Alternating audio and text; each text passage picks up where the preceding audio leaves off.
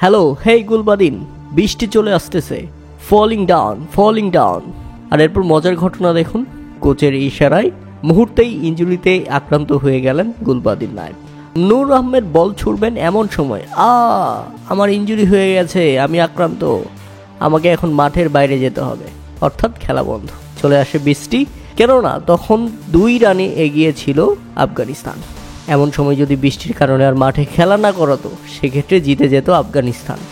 তাহলে একজন কোচের কতটা বুদ্ধিমত্তা, জেতার জন্য কতটা ইন্টেন্ট নিয়ে মাঠে নেমেছে তারা, জেতার জন্য কত দিকে চোখ কান খুলে রেখেছে তারা, একটাবার চিন্তা করুন।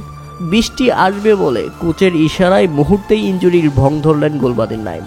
আর কোচের এমন কাণ্ড দেখে সামাজিক যোগাযোগ মাধ্যমে হাসির রোল বয়ে যাচ্ছে। নেটিজেনরা এই ভিডিওটি রীতিমতো শেয়ার করে দিচ্ছেন।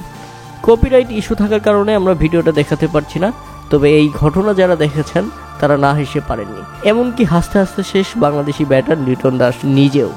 তিনি তো উবুড়ি করে দেখাচ্ছেন এইভাবে কেউ ইনজুরিতে পড়ে, হাসতে হাসতে শেষ তিনি। হাসছিলেন ধারাভাষ্যকররাও। কি একটা কাণ্ড ঘটালেন আফগানিস্তানের কোচ এবং আফগানিস্তানের খেলোয়াড় গুলবাদিন নাইম।